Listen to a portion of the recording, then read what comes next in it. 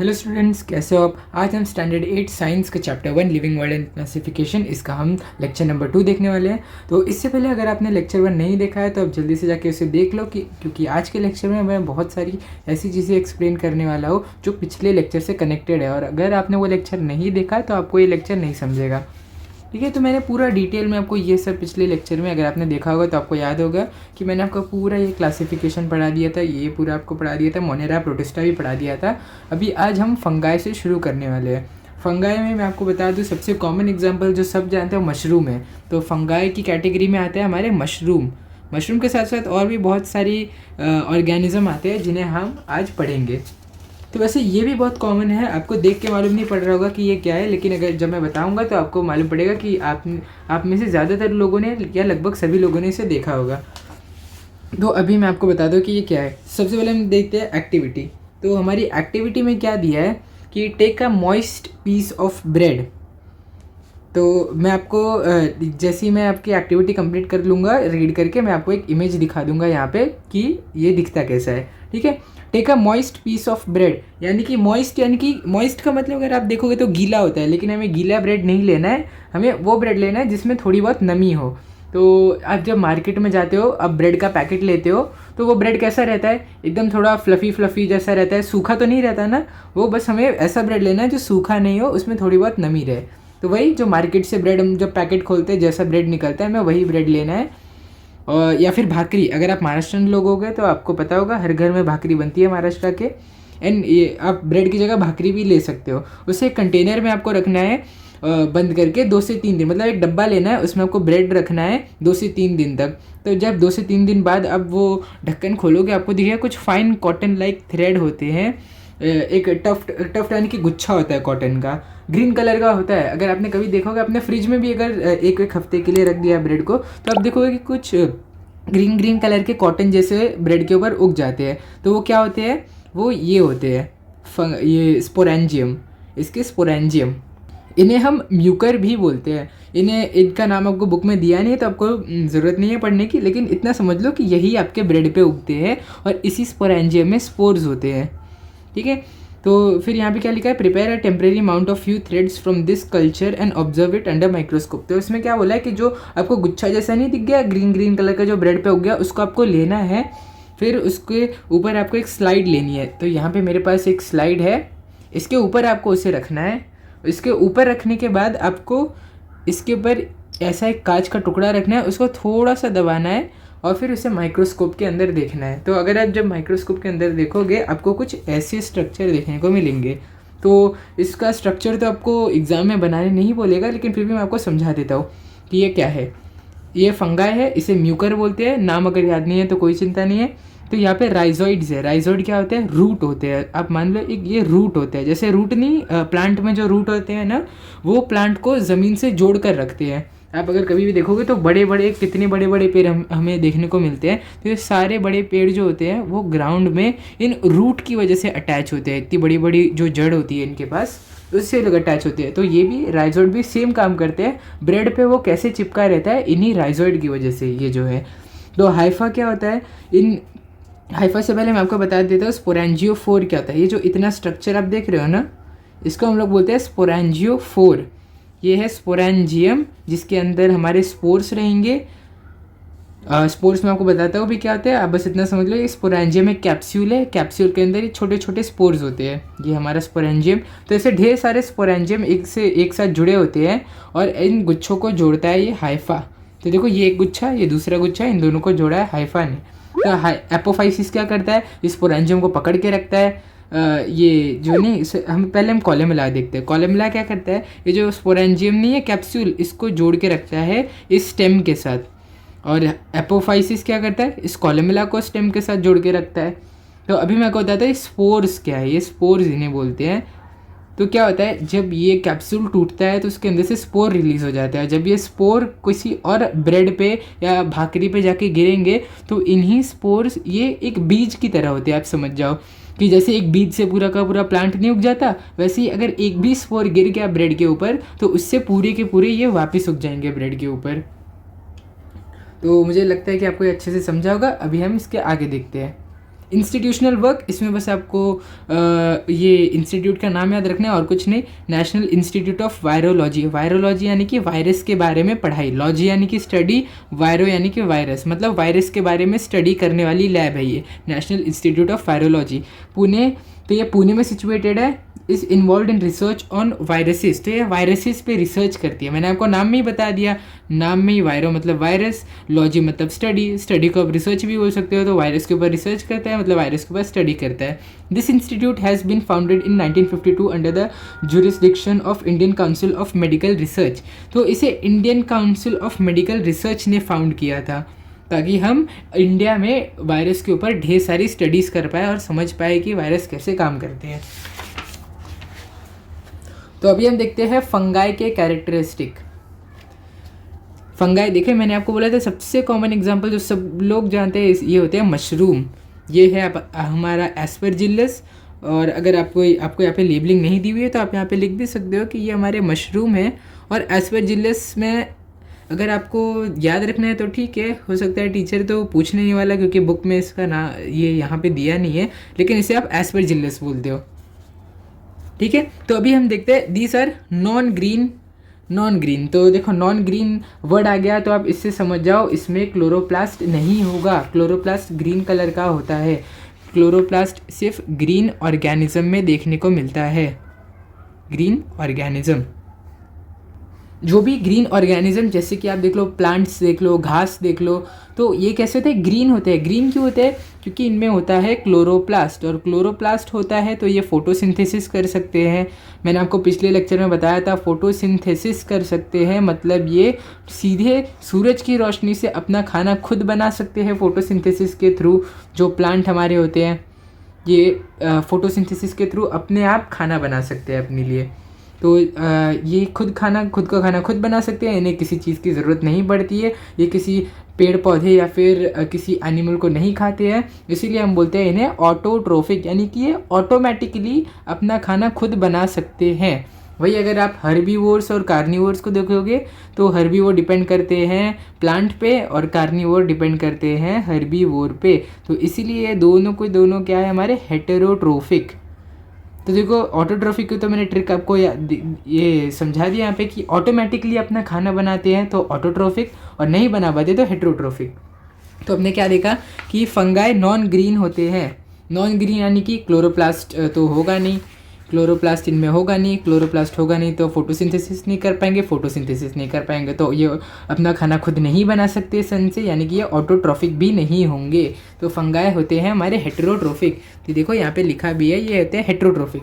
Eukaryotic यानी कि मैंने आपको बताया था बैक्टीरिया को छोड़ के जितने भी सारे सेल्स होते हैं सब के सब यूकैरियोटिक सेल होते हैं। सिर्फ मोनेरा, किंगडम मोनेरा जो है इसमें होते हैं हमारे बैक्टीरिया, और ये सिर्फ और सिर्फ किंगडम मोनेरा प्रोकैरियोट होते हैं। तो इसके आगे आप जितने भी किंगडम देखोगे सब में यूकैरियोटिक ऑर्गेनिज्म ही देखने को मिलेंगे हमें। तो most of them are saprotroph. Saprotroph यानी कि देखो हमने सबसे पहले पढ़ा ऑटोट्रोफ। ऑटोट्रोफ यानी कि खुद का खाना खुद बना सकते हैं। फिर हमने पढ़ा हेटेरोट्रोफ यानी कि दूसरे के ऊपर डिपेंड करते हैं। और सैप्रोट्रोफ क्या होता है कि ये मरे हुए चीज़ों पर डिपेंड करते हैं अपने खाने के लिए। अगर आप शेर को देखोगे तो शेर मरी हुई डियर को नहीं खाता। शेर कहाँ क्या करता है, डियर का शिकार करता है फिर उसे खाता है।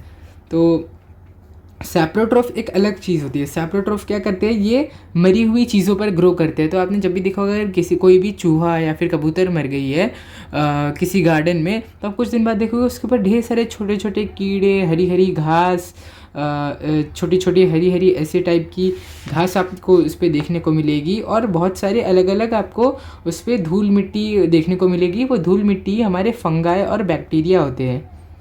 फंगाई और बैक्टीरिया दोनों ग्रो करते हैं इस पर और उसको डिग्रेड कर देते हैं, उसका सारा मांस वो खा जाते हैं और उसे सॉइल में वापस रिलीज़ कर देते हैं। तो इसीलिए हमें कुछ दिन बाद सिर्फ और सिर्फ उसकी बोन्स देखने को मिलती है, कोई भी अगर चूहा या कबूतर मर गई, क्योंकि वो सिर्फ बोन्स को छोड़ देते हैं। तो सैप्रोट्रोफ मतलब मैंने आपको अच्छे से बता दिया। सैप्रोट्रोफ यानी कि जो मरी हुई चीज़ों पर ग्रो करे। तो देखो यहाँ पे लिखा भी है, they feed upon decaying organic matter, यानी कि सड़ता हुआ मांस। मांस, या आप सड़ता हुआ मांस बोल सकते हो, सड़ता हुआ प्लांट बोल सकते हो, कोई भी सड़ती हुई चीज़ पर ये ग्रो कर जाते हैं। Their cell wall is made up of tough and complex sugar called chitin. तो आपने देखा है प्लांट की जो सेल वॉल होती है, प्लांट को आपने पढ़ा होगा पिछले साल कि ये प्लांट की सेल वॉल है। और अगर मुझे नहीं पता, आपको हो सकता है पढ़ाया हो कि ये जो सेल वॉल है ये सेल्यूलोज की बनी होती है प्लांट्स में, और फंगाई में यही जो सेल वॉल होती है ये मान लो फंगाई है, ये उसकी सेल वॉल है, तो ये काइटिन की बनी होती है। काइटिन एक तरीके का शुगर है। अब शुगर मतलब आप ये मत समझना कि हम जो खाते हैं वो वाली शुगर, ये वो वाली शुगर नहीं है, ये एक अलग तरीके की शुगर है। शुगर की एक कैटेगरी होती है, उसमें से एक शुगर मतलब एक बहुत ब्रॉड कंपाउंड होते हैं, बहुत सारे कंपाउंड होते हैं शुगर जैसे, तो इसमें से एक कंपाउंड होता है जो हम खाते हैं शुगर, वो शुगर हम खाते हैं। और बहुत सारी अलग अलग टाइप के भी शुगर होते हैं जिसे हम खाते नहीं हैं पर बहुत ज़्यादा यूज़ में होते हैं।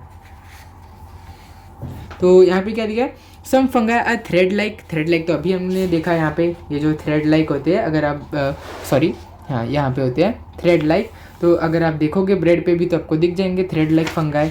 तो देखो और क्या दिया, many nuclei are present. Nuclei यानी कि न्यूक्लियस, आपने पढ़ा होगा कि, चलो मैं आपको प्लांट सेल में बना के दिखा देता हूँ। ये क्या आता है, ये प्लांट सेल का न्यूक्लियस होता है। अगर न्यूक्लियस क्या होता है, सिंगुलर फॉर्म। अगर सिंगल न्यूक्लियस है तो हम उसे न्यूक्लियस बोलेंगे, और ढेर सारे न्यूक्लियस है तो हम उसे न्यूक्लियाई बोलेंगे। यानी कि इनके अंदर ढेर सारी न्यूक्लियाई होते हैं। प्लांट एनिमल सेल में क्या होते हैं, एक न्यूक्लियस होता है, लेकिन इनके पास ऐसे ढेर सारे न्यूक्लियाई होते हैं इनके पास, ये इन फंगाई के पास। आगे क्या दिया, एग्जाम्पल्स दिए हमें। एग्जाम्पल क्या है, बेकर्स यीस्ट। बेकर्स यीस्ट तो बहुत ज़्यादा कॉमन है, आपने सुना होगा कि यीस्ट चाहिए हमें, यीस्ट पिज़्ज़ा बनाने के लिए चाहिए होती है, और इडली बनाने के लिए, ढोकला बनाने के लिए हम यीस्ट का यूज़ करते हैं। तो ये वही वाली यीस्ट है। एस्परजिलस बस एक नाम है फंगाई का, इसे हम बहुत सारी चीज़ें जैसे कि टॉफ़ी, चॉकलेट ये सब बनाने में इसे यूज़ करते हैं। तो ये फंगस कॉर्न पर उगता है, लेकिन इसके यूजेस भी बहुत सारे होते हैं। ये कॉर्न पर बीमारी तो करता ही है, लेकिन हम इसे बहुत सारे तरीक़ों से यूज़ भी कर सकते हैं। पेनिसिलियम हम एंटीबायोटिक बनाने के लिए यूज़ करते हैं। आपने बचपन में सुना होगा, एंटीबायोटिक एक दवा है जो बैक्टीरिया को मारती है। मशरूम तो बहुत ज़्यादा कॉमन है, आप खाते भी हो मशरूम को, क्योंकि मशरूम जहरीले होते हैं। खाने की बात करोगे तो आप मशरूम सूप पीते हो, मशरूम का पिज़्ज़ा खाते हो, मशरूम के बहुत सारी डिशेस खाते हो, तो आपको मशरूम तो पता ही है। तो यहाँ पे क्या है, आगे एक स्टेटमेंट दिया है कि many systems of classification are introduced after Whittaker's, his 5 kingdoms are widely accepted. तो हमने पिछले लेक्चर में क्या देखा था कि ये ऐसे ढेर सारे साइंटिस्ट आए थे, उन्होंने बहुत सारे सिस्टम ऑफ क्लासिफिकेशन दिए, लेकिन हमने सबको रिजेक्ट कर दिया, और आखिरी में हमने सिर्फ इन्हें रॉबर्ट RH विटेकर, इन्हें हम शॉर्ट फॉर्म में RH विटेकर बोल सकते हो, इन RH विटेकर के इन्होंने जो हमें 5 किंगडम क्लासिफिकेशन दिया था, इसे हम वाइडली एक्सेप्ट करते हैं। लेकिन इनके बाद भी जब ये मरे तो इनके बाद भी बहुत सारे साइंटिस्ट आए, लेकिन इनके सिस्टम को हम लोग ने एक्सेप्ट नहीं किया, क्योंकि हमें इनका जो 5 किंगडम क्लासिफिकेशन का सिस्टम था वो सबसे ज़्यादा अच्छा लगा। तो आगे क्या दिया, classification of microbes among the living organism. Microorganism are largest in number. तो माइक्रो ऑर्गेनिज्म बहुत ज़्यादा नंबर में होते हैं। अगर आप ह्यूमन बींग्स को देखोगे तो ह्यूमन बींग कितने हैं, पूरी दुनिया में टोटल 8 बिलियन के करीब ह्यूमन बींग्स है, यानी कि 800 करोड़ इंसान है। इस पूरी दुनिया में 800 करोड़ इंसान है। लेकिन अगर आप बैक्टीरिया देखोगे तो बैक्टीरिया ट्रिलियंस में होती है, ट्रिलियंस ऑफ ट्रिलियंस बैक्टीरिया होते हैं। यानी कि अब जानते भी नहीं हो, बैक्टीरिया हमें 1 लाख करोड़ के करीब बैक्टीरिया होते हैं इस दुनिया में। तो अब देख लो कि खाली 800 करोड़ इंसान है और 1 लाख करोड़ से ज़्यादा बैक्टीरिया है इस दुनिया में। तो इससे आपको समझ गया कि बैक्टीरिया एक माइक्रो ऑर्गेनिज्म है, और माइक्रो ऑर्गेनिज्म कितने ज़्यादा होते हैं नंबर में। तो यहाँ पे वही दिया है कि लिविंग ऑर्गेनिज्म में जो माइक्रो ऑर्गेनिज्म में सब आ जाएंगे, सिंगल सेल ऑर्गेनिज्म में सब आ जाएंगे, सिर्फ बैक्टीरिया नहीं, सब जो भी सिंगल सेल के हैं, हम मल्टी सेल्यूलर है। ठीक है, तो अभी आगे देखते हैं क्या दिया है। माइक्रो ऑर्गेनिज्म को क्लासीफाई किया गया है, देखते हैं प्रोकैरियोट्स और यूकैरियोट्स में। तो प्रोकैरियोट मैंने आपको बोला था, प्रो मतलब प्रिमिटिव यानी कि ओल्ड, बहुत हज़ारों लाखों साल पुराने। कैरियोट यानी कि सेल को आप यहाँ पर ऑर्गेनिज्म भी बोल सकते हो, यानी कि ओल्ड ऑर्गेनिज्म, यानी कि बहुत ज़्यादा पुराने ऑर्गेनिज्म, हज़ारों लाखों साल पुराने ऑर्गेनिज्म। तो ये कौन है? बैक्टीरिया। मैंने आपको पिछले लेक्चर में बताया था कि ऐसा माना जाता है कि जैसे ही हमारी अर्थ फॉर्म हुई थी, तो उनमें जब अर्थ फॉर्म हुई थी तो बैक्टीरिया सबसे पहली चीज़ थी जो इस धरती पर आई थी। इन्हें हम बैक्टीरिया मानते हैं, तो इसीलिए हम बैक्टीरिया को प्रोकैरियोट बोलते हैं, यानी कि ओल्ड ऑर्गेनिज्म बोलते हैं। यूकैरियोट क्या है? यूकैरियोट में आ जाएगा हमारे प्रोटिस्टा, फंगाई, एल्गे। तो माइक्रो ऑर्गेनिज्म, प्रोटिस्टा यानी कि हमने अभी यहाँ पे पढ़ा था प्रोटिस्टा के बारे में। ये देखो पिछले लेक्चर में हमने प्रोटिस्टा के बारे में पढ़ा था। सब के सब सिंगल सेल ऑर्गेनिज्म है। इसमें भी सिंगल सेल है, ये भी सिंगल सेल है, ये भी सिंगल सेल है, और वॉलबॉक्स भी सिंगल सेल है। और मैंने कंपैरिजन में आपको बताया था कि मेरा सिर्फ एक जो हाथ है इसमें लाखों सेल्स है, तो लाखों करोड़ों सेल्स सिर्फ मेरे एक हाथ में है। तो आप मेरे हाथ को सिंगल सेल नहीं बोल सकते, मेरा हाथ एक मल्टी सेल्यूलर ऑर्गेनिज्म का हाथ है, तो इसमें करोड़ों सेल्स है, जबकि ये सिर्फ एक सेल है। ये इतने ज़्यादा छोटे होते हैं कि आपको दिखता भी नहीं है। कि मान लो एक एल्गी, आपको पता है यूग्लिना या फिर बैक्टीरिया कितने छोटे होंगे? मैंने एक छोटा सा यहाँ पे डॉट बना दिया है ना, ये देखो, ये छोटा सा मैंने यहाँ पे डॉट बनाया है ना, इससे भी कई गुना ज़्यादा छोटे होते हैं बैक्टीरिया, इससे भी हज़ारों गुना ज़्यादा छोटे होता है। ये जो डॉट बना है इससे भी हज़ारों गुना ज़्यादा छोटे बैक्टीरिया होते हैं। तो यहाँ पे आपको एक नंबर दिया है 1 metre is equal to 10 micrometre, 10 की पावर 6 माइक्रोमीटर। तो 10 की पावर 6 माइक्रोमीटर यानी कि ये बहुत ज़्यादा छोटी वैल्यू है। मैं आपको दिखाता हूँ कि देखो 1 मीटर जो है हमारा वो 100 सेंटीमीटर के इक्वल है। और आप 1 सेंटीमीटर जानते हो, आप 1 सेंटीमीटर इतना छोटा, इतना बड़ा रहता है 1 सेंटीमीटर करीब, इतना बड़ा। लेकिन एक माइक्रोमीटर जो है ये वो इतनी ज़्यादा छोटी वैल्यू है कि 1 मीटर ना करीब 1 2 3 4 5 6 माइक्रोमीटर के इक्वल है 1 मीटर। यानी कि आप सोच सकते हो माइक्रोमीटर कितना ज़्यादा छोटा है। माइक्रोमीटर को अगर मैं ऐसे भी करने आऊँ तो भी मैं नहीं बता सकता। देखो माइक्रोमीटर, एक ऐसा मैंने डॉट बना दिया, आपको दिख भी नहीं रहा होगा कि मैंने कितना छोटा डॉट बनाया है यहाँ पे।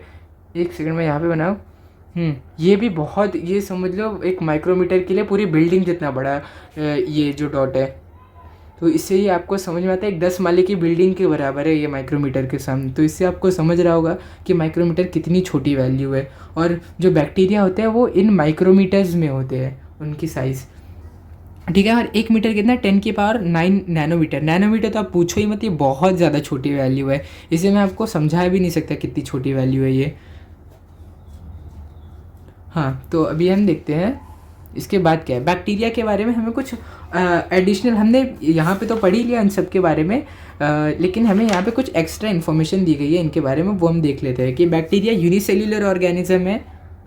मैंने बताया था कि बैक्टीरिया यूनिसेल्युलर यानी कि एक सेल के ऑर्गेनिज्म है, जबकि हम ह्यूमन बींग्स करोड़ों सेल से बने हुए हैं, ठीक है। इंडिपेंडेंट, ये इंडिपेंडेंट होते हैं, इन्हें किसी के ऊपर ये डिपेंडेंट नहीं रहते, ये खुद से जीते हैं। या फिर ये पैरासिटिक हो सकते हैं, मतलब कि ये किसी का न्यूट्रिशन सक करते हैं। यानी कि सबसे अच्छा एग्जांपल अगर मैं आपको दूंगा तो लाइस मतलब जू, जो जू नहीं होते हैं, ये जू क्या करते हैं, हमारे बाल पे लगे रहते हैं, कुत्ते, बिल्ली और गाय भैंस के ऊपर भी ये हमें कभी कभी देखने को मिलते हैं। ये क्या करते हैं, हमारा खून चूसते हैं। ये खुद का खाना ना ही ढूंढते हैं, ना ही खुद का खाना ये लोग बनाते हैं, ये सीधा किसी और का खाना चूसते हैं। यानी कि हमारा खून, जो हमने खाना खा के बनाया हमारा खून, ये उस खून को चूस कर जिंदा रहते हैं। तो यानी कि ये किसी और का खाना खा रहे हैं। तो पैरासाइट मतलब ही वही होता है कि किसी और का खाना खाना। तो ये बैक्टीरिया ऐसे भी होते हैं। तो bacterial cell is prokaryote. Prokaryote मैंने आपको बहुत बार बताया प्रोकैरियोट मतलब क्या होता है, पिछले लेक्चर में ही बहुत बार बताया मैंने आपको।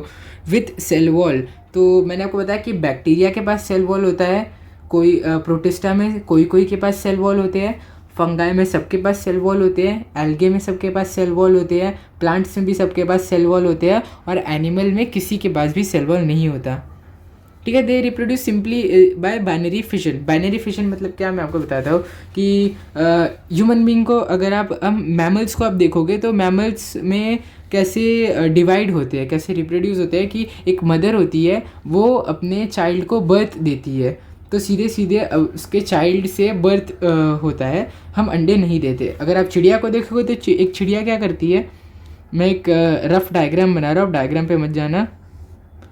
तो मान लो ये चिड़िया है, अभी ये चिड़िया रिप्रोड्यूस कैसे करेगी, चिड़िया अंडे देगी, इस अंडे में से छोटे छोटे हमें चूजे देखने को मिलेंगे, इसमें से हमें छोटे छोटे चूजे देखने को मिले इस अंडे से। तो अभी ये बड़े होकर वापस चिड़िया जैसे बन जाएंगे, फिर ये भी अंडे देंगे, फिर वापस ऐसे इनकी साइकिल जाती रहेगी। वैसे हमने ह्यूमन बींग्स में देखा, ह्यूमन बींग्स में क्या सीधा हमें बर्थ मिलता है अपनी मदर से। लेकिन अगर आप इनमें देखने जाओगे बैक्टीरिया में, तो बैक्टीरिया में कैसे डिवाइड होते हैं मैं आपको बताता हूँ। मान लो ये एक बैक्टीरियल सेल है, ये सब अलग है।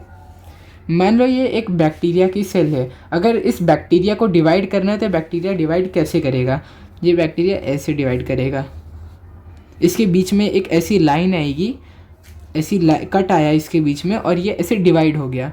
तो इस बैक्टीरिया को आप पेरेंट बोलोगे और ये दोनों को आप बोलोगे डॉटर सेल। तो ये क्या किया, बैक्टीरिया ने डिवाइड किया। अब इस तरीके से जो डिवीजन होता है इसे हम बोलते हैं बाइनरी फिजन, इसे हम बोलते हैं बाइनरी फिजन। तो अगर आप इंसानों में देखोगे कि देखने जाओगे तो कभी आपने किसी इंसान को देखा है, मान ली ये एक रफ ड्राइंग है इंसान की, ये किसी की मदर है और इसे रिप्रोड्यूस करना है, तो आपने देखा है कि मम्मी आधी कट जाती है, फिर मम्मी से 2 बच्चे ऐसे आधे कटने के बाद निकलते हैं। क्या कभी आपने देखा है किसी इंसान को ऐसे डिवाइड या किसी जानवर को ऐसे डिवाइड करते हुए? क्या किसी आपने कभी किसी चिड़िया को देखा है कि ऐसे आधी कट गई और 2 छोटे छोटे चूज़ों में डिवाइड हो गई? नहीं ना। तो इसीलिए ये यूनिक कैरेक्टर है बैक्टीरियाज का, ये हमें सिर्फ बैक्टीरिया में देखने को मिलता है। ठीक है। In favourable condition bacteria grow vigorously and can double their number in 20 minutes. तो इसमें क्या दिया है कि अगर बैक्टीरिया को फेवरेबल कंडीशन मिली, फेवरेबल कंडीशन बैक्टीरिया के लिए क्या होती है, एक गर्म तापमान, मतलब ज़्यादा ठंडा भी नहीं, ज़्यादा गर्मी भी नहीं होनी चाहिए, उसमें ज़्यादा ठंडी भी नहीं होनी चाहिए, उसमें भरपूर खाना होना चाहिए बैक्टीरिया के लिए, और उस जगह का कुछ भी चेंज नहीं होना चाहिए कभी भी। तो अगर आपने उसे ऐसी कंडीशन दी तो बैक्टीरिया बहुत जल्दी जल्दी डिवाइड करने लगते हैं, हर 20 मिनट में एक बार डिवाइड करते हैं। तो ये 20 मिनट सुनने में आपको उतना ज़्यादा नहीं लग रहा है, लेकिन अगर आप एक दिन में आप देखोगे तो ये बैक्टीरिया करोड़ों की संख्या में डिवाइड हो सकते हैं अगर हम इन्हें सही न्यूट्रिशन दे तो।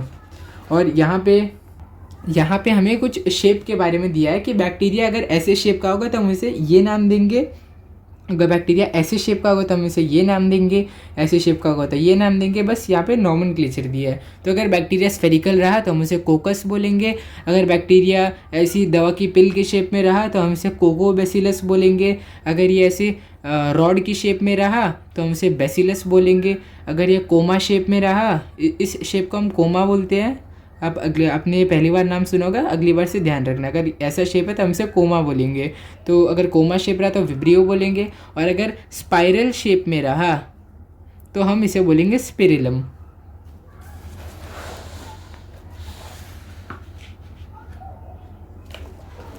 भाई मैं उम्मीद करता हूँ आपको दिखा होगा अच्छे से। ये एक बार मैं वापस आपको यहाँ पे बता देता हूँ कि अगर ये कोमा शेप, इसको हम कोमा शेप बोलते हैं, अगर कोई भी बैक्टीरिया से कोमा शेप का रहा तो हम उसे विब्रियो नाम देंगे, अगर वो रॉड शेप रहा तो बैसिलस देंगे, अगर वो स्फेरिकल रहा तो कोकस बोलेंगे, और अगर दवा की पिल के शेप में रहा तो कोकोबैसिलस बोलेंगे, और अगर स्पाइरल रहा तो स्पिरिलम बोलेंगे। तो यहाँ पे हम देखते हैं क्या दिया, प्रोटोजोआ। प्रोटोजोआ के बारे में डिटेल में हम पिछले लेक्चर में पढ़ चुके हैं, अगर आपको अभी याद नहीं आ रहा तो आप वापस जाकर लेक्चर देख सकते हैं। यहाँ पे हम इसके कुछ एडिशनल कैरेक्टरिस्टिक देखने वाले हैं। इनका साइज़ भी यहाँ पे दिया है, शायद बैक्टीरिया, हाँ बैक्टीरिया का भी साइज़ यहाँ पे दिया है। ये पूछा तो नहीं जाएगा, बस आप अपने मन में रखो कि 1 से 10 माइक्रोमीटर छोटे होते हैं बैक्टीरिया। प्रोटोजोआ उनसे थोड़े बड़े होते हैं, 200 माइक्रोमीटर के करीब। तो अभी हम देखते हैं प्रोटोजोअन्स कहाँ कहाँ मिलते हैं। Protozoans are found in soil, fresh water and sea water. तो ये हमें सॉइल में देखने को मिलेंगे, यानी कि मिट्टी में। ये हमें साफ़ पीने लायक पानी में भी देखने को मिलेंगे, जैसे कि नदी का पानी पीने लायक होता है, और सी वाटर में भी देखने को मिलेंगे, यानी कि खारे पानी में भी हमें देखने को मिल जाएंगे। तो some are found in the body of other organism and are pathogenic. तो कोई कोई प्रोटोजोअन आपको किसी और जानवर की बॉडी में भी देखने को मिल सकते हैं। मान लो कि प्रोटोजोअन हमें एक लिवर फ्लूक बीमारी होती है हमारे अंदर, तो इसमें हमारी जो लंग्स होती है इसके ऊपर जाके एक कीड़े जैसा कुछ चिपक जाता है, ऐसा कुछ दिखता है वो, इसे हम बोलते हैं लिवर फ्लूक। तो ये क्या है, ये एक प्रोटोजोअन है।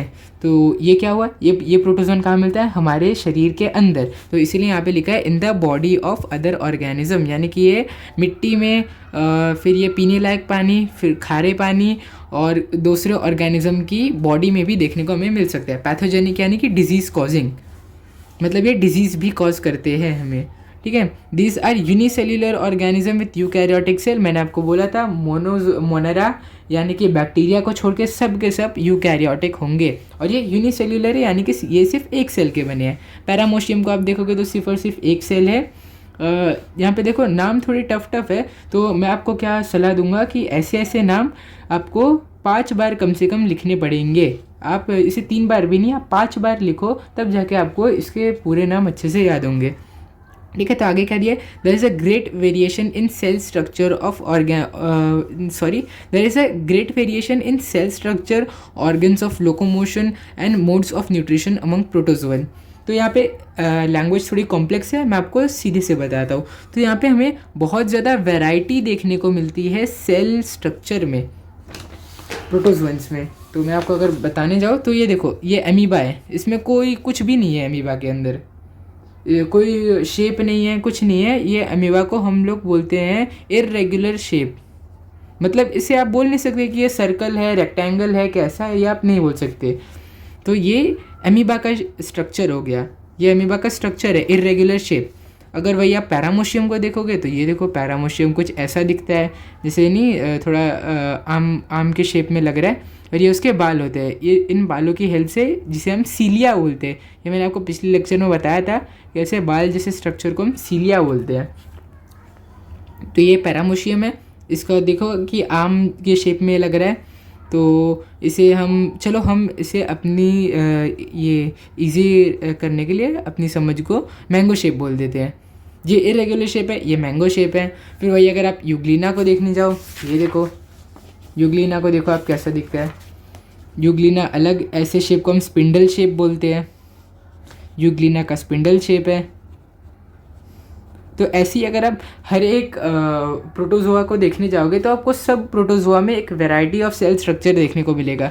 देखो इसके पास फ्लैजेला है, इसके पास सीलिया है, इसके पास कुछ भी नहीं है, इसे हम सूडोपोडिया बोलते हैं। इसके पास सूडोपोडिया है मूवमेंट करने के लिए, तो ये सीलिया के हेल्प से मूव करेंगे, ये फ्लैजेला के हेल्प से मूव करेंगे। ये सूडोपोडिया, सॉरी मैं आपको सूडोपोडिया की स्पेलिंग लिख के दे देता हूँ, सूडोपोडिया।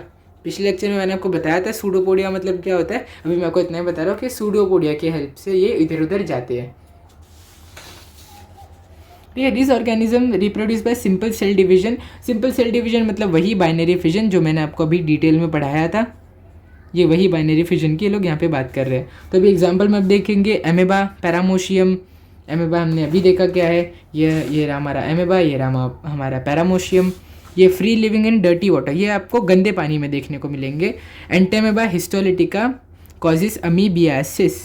तो ये जो एंटेमेबा हिस्टोलिटिका है, ये एमीबा का एक प्रकार है। ये एमीबा जो आपको देखने को मिल रही है ना, ये एमीबा का एक प्रकार है। ये हमें अमीबियासिस कॉज करता है, यानी ये हमें बहुत ज़्यादा घातक बीमारी अमीबियासिस कॉज करता है। ये किस में देखने को मिलते हैं, हमें फ्लाई, जो नहीं हाउस फ्लाई है ना, मक्खी जो मक्खी होती है ना, उनके हाथ में जो नहीं, वो हाथ हमेशा ऐसे ऐसे करते हैं मक्खी अपना, तो उनके हाथ में ना इसी चीज़ के अंडे होते हैं। अगर किसी मक्खी ने हमारे खाने पे आके ऐसे कर दिया और हमने अगर वो खाना खा लिया तो हमें अमीबियासिस हो जाएगा। अमीबियासिस में क्या होता है कि हमारा वेट लॉस होता है, हमारी तबीयत बहुत ज़्यादा ख़राब हो जाती है, हम खाना सही से खा नहीं पाते, और अगर खाना खाते भी है तो हम उल्टी कर देते हैं। तो ऐसी बहुत सारी बीमारी हमें अमीबियासिस में देखने को मिलती है। तो इसीलिए कहा जाता है कि मक्खी से जितना हो सके उतना दूर रहो, ठीक है। फिर अब इसके बाद है प्लाज्मोडियम वाइवैक्स। ये भी एक तरीके का प्रोटोजोअन है जो मलेरिया कॉज करता है। तो ये मलेरिया कैसे, आपने तो सुना होगा कि मलेरिया मच्छर से होती है, लेकिन नहीं, मलेरिया मच्छर से नहीं होती है। तो देखो मैं आपको दिखाता हूँ। ये मान लो हमारा एक मच्छर है, मैंने आपको पहले ही बोला है आप ड्राइंग पे मत जाना, मैं खाली आपको समझाने के लिए ये बता रहा हूँ। मान लो ये है हमारा मच्छर, ठीक है। ये मच्छर के सामने की सींग नहीं, ये उसका हुक है जिससे हमारा खून चूसता है। तो क्या होता है कि इस मच्छर के पेट में ये प्लाज्मोडियम वाइवैक्स होता है। तो जैसे ही ये मान लो आपकी उंगली है, तो इसने जैसे ही आपके हाथ को, चलो मैं डायग्राम थोड़ा और सही से बना देता ताकि आपको विजुअलाइज करने में आसानी हो। कि मान लो ये मच्छर आया और इसने हमारे हाथ पे काट लिया, तो इसने हमारा खून तो चूसा ही, लेकिन जब ये खून चूस रहा है तो इसके पेट में से जो प्लाज्मोडियम वाइवैक्स है ये हमारे हाथ में आ गया। अब क्या होगा कि ये प्लाज्मोडियम वाइवैक्स हमारी सेल को खाता जाएगा और ख़ुद अपना नंबर बढ़ाता जाएगा। हमारी सेल को खा के अपना नंबर बढ़ाता जाएगा। हमारी बॉडी में ये अपना नंबर इतना बढ़ा लेगा कि हमें ढेर सारे ये बीमारियां होने लगेंगी, जैसे कि हमें उल्टी होगी, खून की खांसी होगी, फिर बहुत ज़्यादा लूज़ मोशन होगा, फिर देखते ही देखते हम 2-3 महीने में हमारी मौत हो जाएगी। तो ये करता है प्लाज्मोडियम वाइवैक्स। तो अभी तक आपको लगता होगा कि हमें मलेरिया मच्छर की वजह से होती है, लेकिन नहीं, वो हमें प्लाज्मोडियम वाइवैक्स की वजह से होती है, जो कि एक प्रोटोजोअन है। यूग्लिना ऑटोट्रोफिक, यूग्लिना के बारे में हमने अभी पढ़ा, कहाँ गया, ये रहा यूग्लिना। ये यूग्लिना, इसमें आपको ब्लू दिख रहा है लेकिन असली में ग्रीन कलर का होता है, इसीलिए ये फोटोसिंथेसिस कर सकता है। और क्योंकि ये फोटोसिंथेसिस कर सकता है इसीलिए ये है ऑटोट्रोफिक। तो फंगाई का साइज़ है यहाँ पे 10 माइक्रोमीटर से 100 माइक्रोमीटर। हालांकि अगर आप मशरूम को देखने जाओगे तो मशरूम बहुत इतने बड़े बड़े मशरूम होते हैं। ये 100 माइक्रोमीटर तो बहुत इतनी छोटी वैल्यू हो गई। ये जो मैंने अभी डॉट मारा ना यहाँ पे, इससे भी बहुत ज़्यादा छोटा हो गया। तो यहाँ पे इन्होंने मशरूम का साइज़ नहीं दिया है, तो उसे हम इग्नोर कर देते हैं। These are found on dead decaying matter, dead bodies of plant and animal. तो मैंने आपको बताया था यहीं पे मैंने आपको बताया था ये सैप्रोट्रोफिक होते हैं, यानी कि ये मरे हुए प्लांट और एनिमल में उगेंगे। दीज आर यूकैरियोटिक ऑर्गेनिज्म, ये भी मैंने आपको बताया था कि ये यूकैरियोटिक ऑर्गेनिज्म होते हैं, यानी कि ये मॉडर्न ऑर्गेनिज्म है। मैंने आपको 1000 बार मैं आपको बता चुका हूँ पिछले लेक्चर्स में भी कि सिर्फ और सिर्फ मोनेरा यानी कि बैक्टीरिया प्रोकैरियोटिक ऑर्गेनिज्म होते हैं, और बाकी सब जितने भी ऑर्गेनिज्म आप देख लो, प्रोटोजोआ, फंगाई, एल्गे और प्लांट, एनिमल, सब के सब यूकैरियोटिक ऑर्गेनिज्म होते हैं। तो some are unicellular otherwise visible with naked eyes. Unicellular यानी कि जो ब्रेड पे ग्रो करते हैं, ये जो मैंने आपको बताया था ये यूनिसेल्यूलर ऑर्गेनिज्म है। और अगर आप इन्हें देखने वो यूनिसेल्यूलर है, और मल्टी सेल्यूलर की अगर आप बात करें तो हमारे मशरूम जो इतने बड़े बड़े होते हैं हमें आसानी से देखने को मिल जाते हैं, वो विजिबल विथ नेकेड आइज, यानी कि वो हमें आँखों से दिख सकते हैं। उनको देखने के लिए हमें माइक्रोस्कोप की ज़रूरत नहीं है। वैसे अगर आप इनकी बात करोगे तो इनको देखने के लिए हमें माइक्रोस्कोप की ज़रूरत पड़ेगी। तो आगे क्या दिया, they can reproduce sexually and asexually. तो ये 2 मेथड है रिप्रोड्यूस करने के, ठीक है। तो इन दोनों मेथड को आप डिटेल में 9th में पढ़ने वाले हो। अभी आप बस इतना ध्यान रखो कि ये 2 मेथड से ये डिवाइड करते हैं।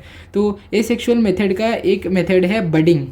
तो बडिंग मेरे को लगता नहीं आपको यहाँ पे भी बताने की ज़रूरत है कि बडिंग क्या है। जब आप 9th में आओगे तो मैं आपको ज़रूर बताऊँगा बडिंग क्या है। अभी के लिए आपको बस बडिंग वर्ड याद रखना है।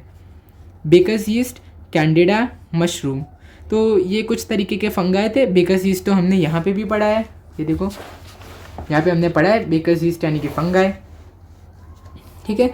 और कैंडिडा एक तरीके का फंगाई, आपको बस नाम याद रखना है। मशरूम तो मैंने आपको बोला ही है। जब भी मैं फंगस कोई भी बोले, फंगस या फंगाई और फंगस एक ही चीज़ होती है, आपको कन्फ्यूज़ होने की ज़रूरत नहीं है। तो आपके मन में सबसे पहले मशरूम आना चाहिए, ठीक है। तो अभी एल्गे का साइज़ यहाँ पे दिया है हमें 10 माइक्रोमीटर से 100 माइक्रोमीटर। ये एक्वाटिक है, यानी कि एल्गे हमें सिर्फ और सिर्फ पानी में देखने को मिलेंगे। जैसे आपको मछली नहीं सिर्फ और सिर्फ पानी में देखने को मिलती है, कभी आपने किसी मछली को देखा है ज़मीन पे चलते हुए? नहीं ना। तो वैसे ही एल्गे भी कभी आपको ज़मीन पे नहीं दिखेंगे, ये सिर्फ आपको पानी में उगते हुए दिखेंगे। ठीक है। तो एल्गे भी यूकैरियोटिक है, मैंने आपको बोला मोनेरा को छोड़ के सब यूकैरियोटिक है। ये यूनिसेल्युलर है, यानी इनमें सिर्फ और सिर्फ एक सेल है। ऑटोट्रॉफिक ऑर्गेनिज्म, तो एल्गे जो होते हैं इन्हें हम प्लांट्स का भाई बोलते हैं, प्लांट्स का बड़ा भाई। कैसे प्लांट्स का बड़ा भाई क्यों बोलते हैं? क्योंकि ये प्लांट से पहले इस धरती पर आए थे और ये प्लांट्स जैसा काम करते हैं। तो देखो, ऑटोट्रॉफिक ऑर्गेनिज्म का मतलब भी मैंने आपको बहुत बार बताया। ऑटोट्रॉफिक यानी कि ये ग्रीन होते हैं, ये फोटोसिंथेसिस कर सकते हैं, ये अपना खाना ऑटोमेटिकली बना सकते हैं, यानी कि ऑटोट्रॉफ। फोटोसिंथेसिस इज कैरियर, देखो ऑटोट्रॉफ है तो ये अपना खाना खुद बना सकते हैं, मतलब ये फोटोसिंथेसिस कर सकते हैं, यानी कि इनके अंदर क्लोरोप्लास्ट प्रेजेंट है। ठीक है। तो थर्ड पॉइंट में क्या दिया कि photosynthesis is carried out with the help of chloroplast. मैंने आपको पहले ये बता दिया था कि इनमें क्लोरोप्लास्ट होगा तभी ये फोटोसिंथेसिस करेंगे। तो ये इनके सेल में प्रेजेंट होता है, जो क्लोरोप्लास्ट होता है ये इनके सेल में प्रेजेंट होता है, यही क्लोरोप्लास्ट के थ्रू ये फोटोसिंथेसिस करते हैं। जो एग्जाम्पल है क्लोरेला और क्लामाइडोमोनास। तो ये नाम बहुत ज़्यादा ट्रिकी है, अगर आपको इसे समझना है तो आपको इसको कम से कम 5 बार लिखना पड़ेगा, तभी आपको ये अच्छे से स्पेलिंग आएगी। तो very few species of algae are unicellular, यानी कि बहुत कम ऐसे एल्गे देखने को मिलते हैं जो यूनिसेल्युलर होते हैं। ज़्यादातर एल्गे जो होते हैं वो मल्टी सेल्युलर होते हैं, वो और हमें अपनी आंखों से दिख जाते हैं। तो क्लोरेला और क्लामाइडोमोनास ये कुछ ऐसे एल्गे हैं जिनमें सिर्फ एक सेल होता है और ये हमें नहीं दिखते, बाकी सारे हमें दिखते हैं और वो मल्टी सेल्युलर होते हैं। तो अभी हम लास्ट पार्ट पे जा चुके हैं, वायरस। तो जो वायरस चीज़ है ना, ये सबसे ज़्यादा कंफ्यूज करके रखती है साइंटिस्ट को कि वायरस होते क्या है, क्या होते हैं वायरस, कि हम इन्हें एक बाउंड्री के बीच में कंसिडर करते हैं। मान लो जैसे नहीं बाउंड्री होती है, इंडिया पाकिस्तान की बाउंड्री नहीं होती है कि ये साइड इंडिया ये साइड पाकिस्तान, वैसे ही हम एक बाउंड्री मानते हैं। इस बाउंड्री के इस पार है नॉन लिविंग थिंग्स और बाउंड्री के इस पार है लिविंग थिंग।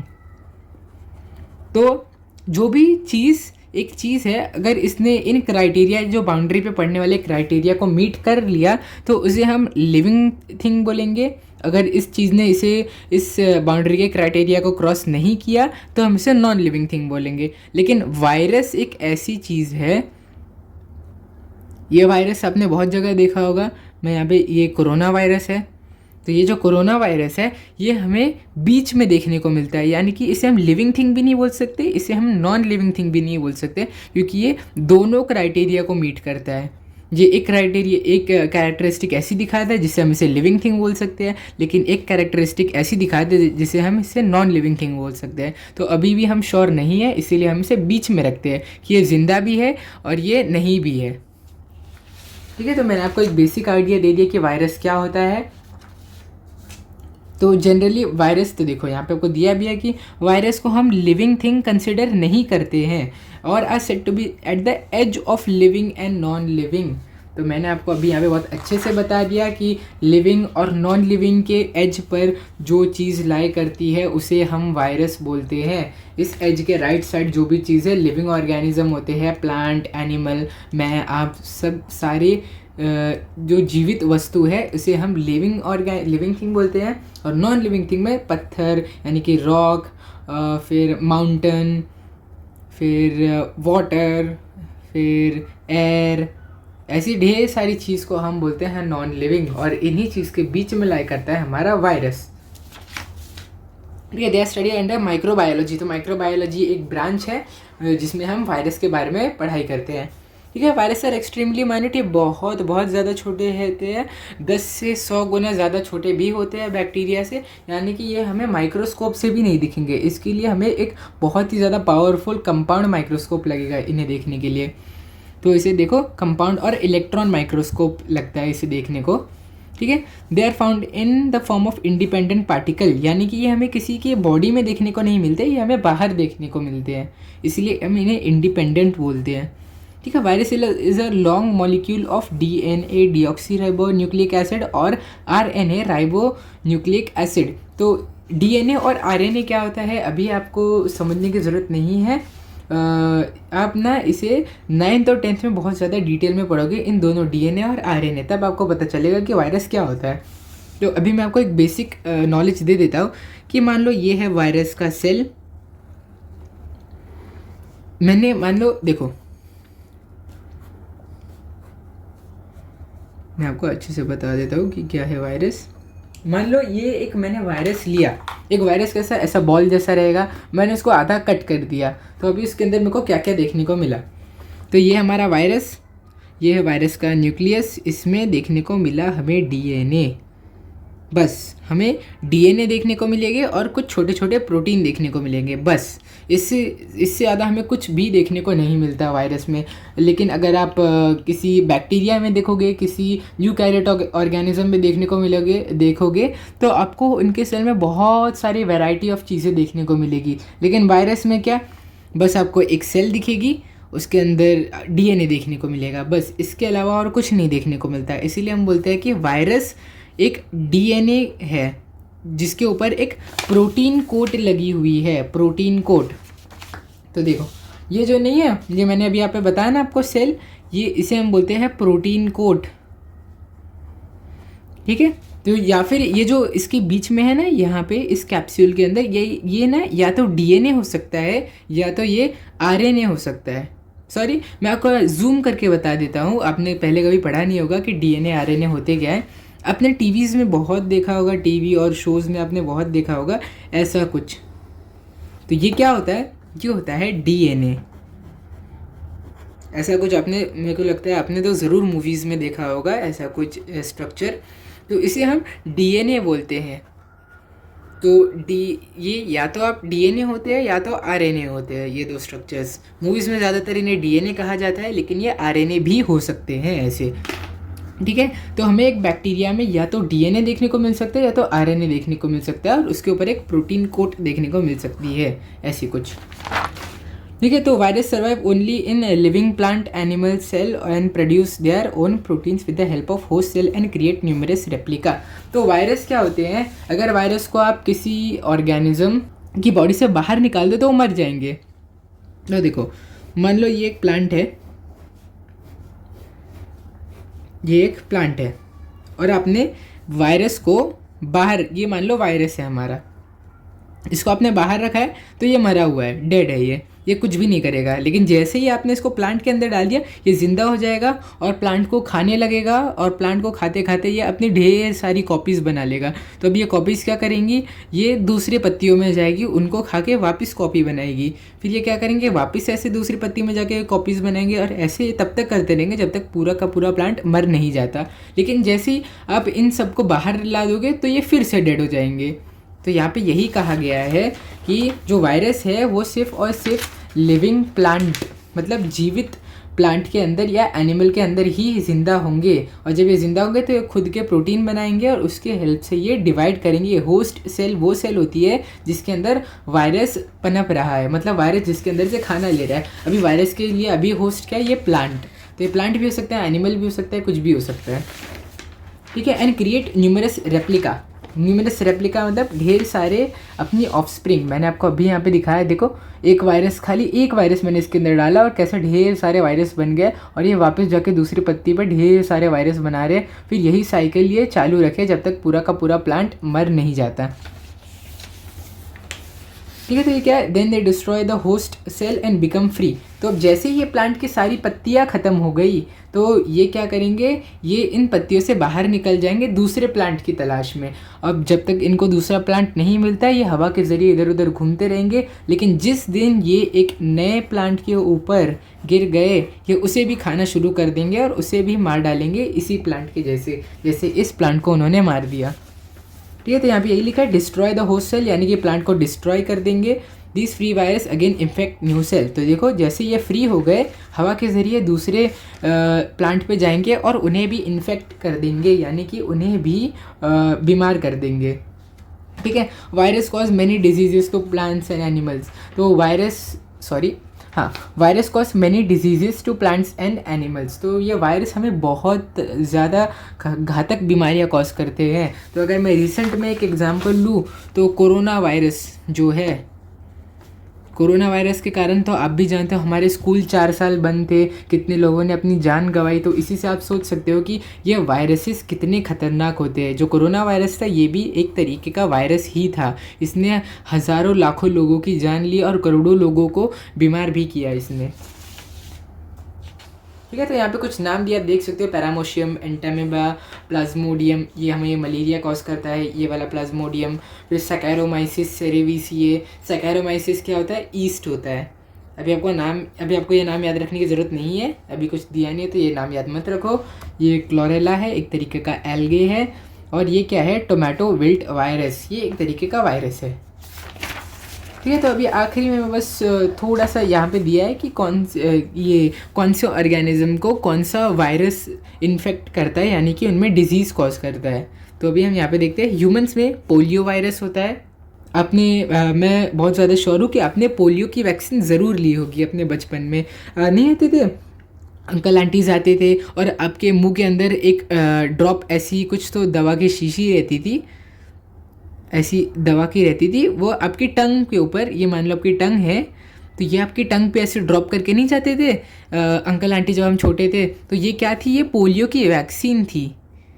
तो ये पोलियो वैक्सीन हम क्यों बचपन में लेते, ताकि हम पोलियो वायरस से बच सके। अब जिस भी इंसान को पोलियो वायरस होता है ना, उसके हाथ ना एकदम ये उंगली जैसी, इतने पतले पतले उसके हाथ होते हैं और वो ज़्यादा जीता भी नहीं है, वो बहुत जल्दी मर जाते हैं। किसकी वजह से? इसी पोलियो वायरस की वजह से। लेकिन ये वैक्सीन के कारण हम इससे बच गए। ठीक है, इन्फ्लुएंजा वायरस एक वायरस है, ये 300-400 साल पहले इंसानों को अफेक्ट करता था, अब ये ख़त्म हो चुका है। HIV एड्स, ये आज भी बहुत ज़्यादा लोगों को इन्फेक्ट करके उनकी जानें लेता है ये वायरस। फिर कैटल यानी कि गाय भैंस बकरी, इनमें कौन सा? पिकोरना वायरस, इसका बस नाम आप याद रखो, बाकी कुछ याद रखने की ज़रूरत नहीं है। ठीक है, प्लांट में टोमेटो विल्ट वायरस, टोमेटो से आप समझ ही जाओ, ये प्लांट में कॉज करता है, प्लांट को इन्फेक्ट करेगा tomato wilt virus. Tobacco mosaic virus, जिसे हम TMV बोलते हैं, T यानी कि टोबैको, M यानी कि मोज़ेक, V मतलब वायरस। तो ये टोबैको प्लांट, टोबैको यानी कि तंबाकू जो उगता है, नहीं लोग तंबाकू खाते हैं, तो वो तंबाकू हमें मिलता है कहाँ से? एक प्लांट से मिलता है जिसे हम बोलते हैं टोबैको प्लांट। तो अभी इसी टोबैको प्लांट को ये वायरस इन्फेक्ट करता है। अभी बैक्टीरिया यानी कि बैक्टीरिया को तो हम लोग ने पढ़ा है, मोनेरा। अभी ये वायरस इतने खतरनाक होते हैं कि ये बैक्टीरिया को भी नहीं छोड़ते। बैक्टीरिया तो खुद में ही बहुत ज़्यादा खतरनाक जीव है, लेकिन वायरस तो इतने खतरनाक होते हैं कि ये बैक्टीरिया पर भी अटैक कर देते हैं। बैक्टीरियोफेज एक वायरस है जो कि बैक्टीरिया पे अटैक करता है। मैं आपको दिखाता हूँ कि बैक्टीरियोफेज दिखता कैसा है। बैक्टीरियोफेज को अगर आप देखोगे, आप सोचोगे ये बहुत ज़्यादा एडवांस मकड़ी है, ये देखने में आपको ऐसी ही लगेगी। देखो, ये बैक्टीरियोफेज का सर है, ये है बैक्टीरियोफेज का कॉलर यानी कि गर्दन भी आप बोल सकते हो इसे।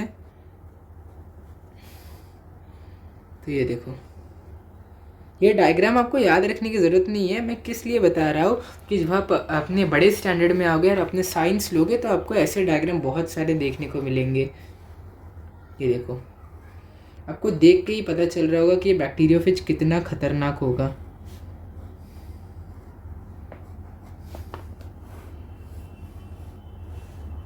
ये देखो, लेकिन आपको इसे देखकर डरने की ज़रूरत नहीं है, क्योंकि ये इतने ज़्यादा छोटे होते हैं ना कि अगर ये इंसानों को काट भी ले तो हमें कुछ भी फ़र्क नहीं पड़ेगा, क्योंकि ये बहुत ज़्यादा छोटे होते हैं। ये ना एक चींटी के सामने भी, चींटी होते हैं ना, उससे भी बहुत ज़्यादा छोटे होते हैं। ये बस देखने में डरावने लग रहे हैं। तो देखो, ये क्या होता है, ये एकदम इतने छोटे होते हैं कि आप इसे किसी कैमरा से, आप ना इन्हें किसी माइक्रोस्कोप से भी नहीं देख सकते हो, इतने छोटे होते हैं ये। ठीक है, तो मैंने बस आपको समझाने के लिए बता दिया था कि ये होता है बैक्टीरियोफेज और ये वायरस को अटैक करता है। तो देखो, अभी आपको याद, दिमाग में चीज़ छप गई होगी कि बैक्टीरियोफेज क्या है। एक तरीके का वायरस है और ये बैक्टीरिया को अफेक्ट करेगा। बैक्टीरिया मतलब बैक्टीरियो, फेज मतलब उसके ऊपर अटैक करना, यानी कि ये बैक्टीरिया पर अटैक करेगा, तो इसीलिए इसका नाम है बैक्टीरियोफेज। तो देखो, मुझे लगता है कि यहाँ पर हमारा चैप्टर कंप्लीट हो गया है। इंटरनेट माय फ्रेंड, अगर आपको ये करना है तो आप कर सकते हो। तो यहाँ पे हमारा चैप्टर नंबर 1 स्टैंडर्ड 8 साइंस का कंप्लीट होता है।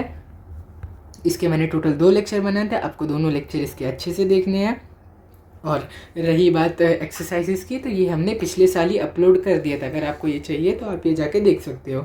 तो मैंने आपको ये पूरा चैप्टर किया, मुझे लगता है कि बहुत ज़्यादा टफ चैप्टर होगा, लेकिन मैंने जितना हो सके उतना सिंपल तरीके से आपको बताने की कोशिश की है, सब आपको अच्छे से समझाने की कोशिश किया है। तो यहाँ इस चैप्टर में आपको क्या करना है, बस मेरा लेक्चर देखना है और इसके जो भी एक्सरसाइजेज है वो सब कर लेंगे, आपको एग्ज़ाम में पक्का अच्छे मार्क्स मिलेंगे। तो मैं उम्मीद करता हूँ कि आपको ये चैप्टर बहुत अच्छे से समझा होगा। अगर आपको ये वीडियो अच्छा लगा हो तो इस वीडियो को लाइक करो, शेयर करो और चैनल को सब्सक्राइब करो। Thank you.